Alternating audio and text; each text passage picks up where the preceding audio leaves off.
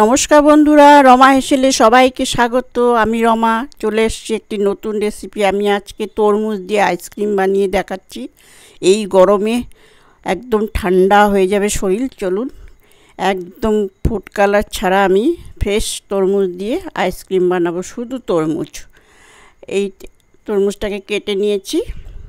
কেটে এখন আমি তরমুজটাকে একটা হাতার পেছনটা দিয়ে এরকম করে খুঁচিয়ে এটাকে আমি কাটটা করব। গলাটা বার করে রসটা বার করতে হবে, সেই জন্য এখানে আমি একটু খুঁচিয়ে নিয়ে আমি ডাল ঘুটনি দিয়ে এটাকে ঘুটে নিচ্ছি। ভালো করে এটা ঘুটে নিব। এখানটায় ঘুটে নিচ্ছি। দেখুন কত সুন্দর কালার হয়েছে। এখানে আমি চিনিটা পরিমাণ মতো একসাথে আমি মিশ্রিতে দিয়ে একসাথে এটা ঘুটে নিব।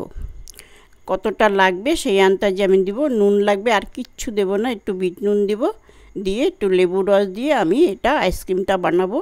আর ভীষণ সুন্দর, ভীষণ টেস্টি। আপনারা বানিয়ে খাবেন, চট জলদি হয়ে যায় এটা, একদম টাইম লাগবে না। দেখুন এটা হয়ে গেছে।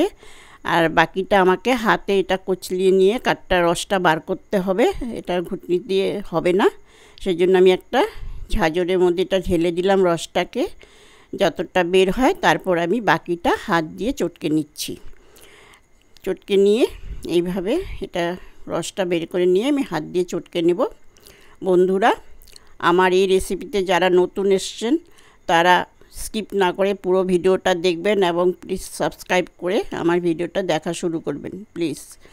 দেখুন, আর যারা পুরনো আছেন তারা সবসময় আমার পাশে থাকবেন। যেভাবে পাশে আছেন সেইভাবেই পাশে থাকবেন। এখানে আমি চিনিটা পরিমাণ মতো দিয়ে দিচ্ছি, দিয়ে নুনটাও দেব। একটু সামান্য বিট নুন দিয়ে দিচ্ছি, যতটা লাগে আর কি।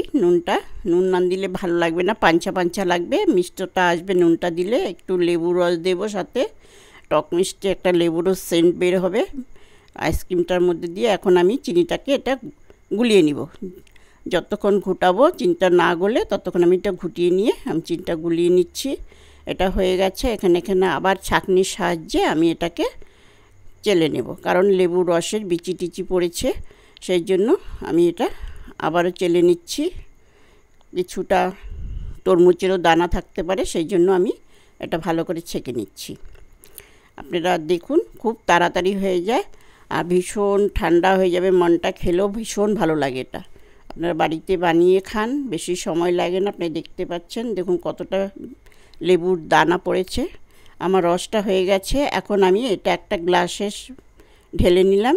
এখন এই আইসক্রিমের বোলগুলোর মধ্যে আমি পুরো ভর্তি করে দিয়ে দিব। আমার আইসক্রিম রেডি। এটা আমি ডিপ ফ্রিজে রেখে দিব। যতক্ষণ এটা জমে যাবে ততক্ষণ আইসক্রিম রেডি হয়ে যাবে।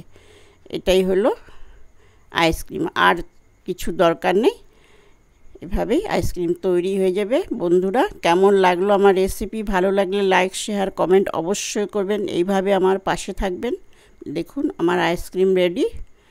আপনারা ডিপ ফ্রিজে রেখে দিবেন, যতটুকু জমতে সময় লাগে বাস এইটুক টাইমই আমি আস্তে আস্তে এগুলোকে বের করে নিচ্ছি। দেখুন কত সুন্দরভাবে বের হয়ে যায়। আর একবার বানিয়ে খেয়ে দেখুন, ভীষণ টেস্টি, ভীষণ ফ্রেশ। ভালো থাকবেন সবাই, এভাবে পাশে থাকবেন। লাইক, শেয়ার, কমেন্ট অবশ্যই করবেন। অনেক অনেক ধন্যবাদ, থ্যাংক ইউ। আমার চ্যানেলটাকে সাবস্ক্রাইব করে দিবেন, পাশে থাকা বেল আইকনটাও অন করে দিবেন। যখনই আমি যেটা দিব আপনারা পেয়ে যাবেন।